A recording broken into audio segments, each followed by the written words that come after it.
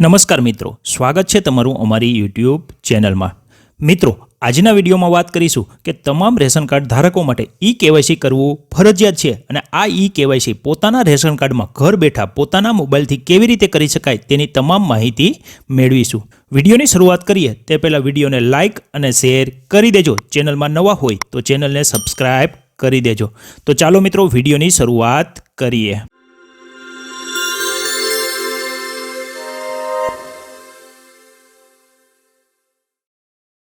મિત્રો, સૌથી પહેલાં પ્લે સ્ટોર પર જવાનું છે અને ત્યાં સર્ચ કરવાનું છે માય રેશન સર્ચ કરશો એટલે આ મુજબની એપ્લિકેશન જોવા મળશે, તે ડાઉનલોડ કરી લેવાની છે। ત્યારબાદ આ એપ્લિકેશન ખોલશો એટલે આ મુજબની સ્ક્રીન જોવા મળશે। મિત્રો, તેમાં તમારું લોગિન થયેલ હોય તો મોબાઈલ નંબર એન્ટર કરી સેન્ડ ઓટીપી પર ક્લિક કરીશું એટલે તમારું લોગિન થઈ જશે અને જો લોગિન થયેલ ન હોય તો ન્યૂ યુઝર પર ક્લિક કરીશું। અહીં તમારું પૂરું નામ એન્ટર કરી દેવાનું રહેશે। ત્યારબાદ મોબાઈલ નંબર એન્ટર કરી વેરીફાઈ મોબાઈલ નંબર પર ક્લિક કરી દેવાનું છે।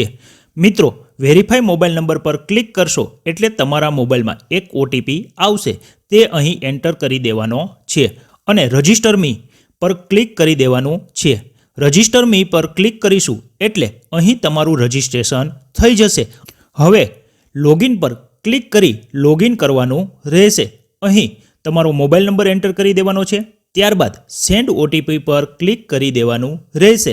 સેન્ડ ઓટીપી પર ક્લિક કરશો એટલે તમારા મોબાઈલ પર ઓટીપી આવશે, તે ઓટીપી અહીં એન્ટર કરી દેવાનો છે।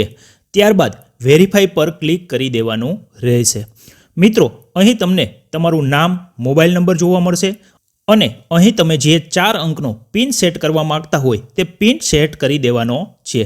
ત્યારબાદ મિત્રો, આપણે આધાર ઈ-કેવાયસી કરવાનું છે એટલે આપણને અહીં જે આધાર ઈ-કેવાયસીનું ઓપ્શન જોવા મળે છે તેના પર ક્લિક કરી દેવાનું છે। ત્યારબાદ આ મુજબની સ્ક્રીન જોવા મળશે। મિત્રો, અહીં કેટલીક સૂચનાઓ આપેલી છે તે તમારે વાંચી લેવાની છે અને મિત્રો, ઈ-કેવાયસી માટે એક બીજી એપ્લિકેશનની જરૂર પડશે, તે છે આધાર ફેસ આઈડી। તેની લિંક જોવા મળશે, તેના પર ક્લિક કરી ડાઉનલોડ કરી લેવાની છે।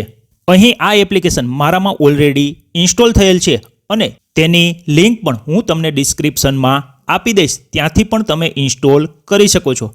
હવે મિત્રો, અહીં ચેકબોક્સ પર ક્લિક કરી ગેટ કાર્ડ ડિટેલ પર ક્લિક કરી દેવાનું છે। જેવું કાર્ડ ડિટેલ પર ક્લિક કરીશું એટલે આ મુજબની સ્ક્રીન જોવા મળશે। તેમાં લિંક યોર રેશન કાર્ડ પર ક્લિક કરી દેવાનું છે। અહીં તમારા રેશન કાર્ડના નંબર એન્ટર કરી દેવાના છે અને તમારા આધાર કાર્ડ નંબરના છેલ્લા 4 અંક એન્ટર કરી દેવાના છે। ત્યારબાદ લિંક યોર રેશન કાર્ડ પર ક્લિક કરી દેવાનું છે। લિંક યોર રેશન કાર્ડ પર ક્લિક કરશો એટલે તમારા રેશન કાર્ડની ડિટેલ અહીં જોવા મળશે।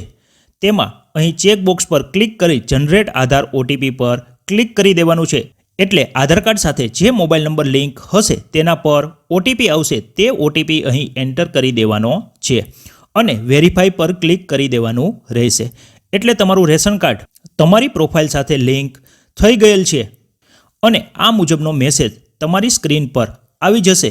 મિત્રો, અહીંથી ફરીથી આપણે આધાર ઈ-કેવાયસી પર જવાનું છે। ત્યારબાદ ચેકબોક્સ પર ક્લિક કરી ગેટ કાર્ડ ડિટેલ પર ક્લિક કરી દેવાનું રહેશે।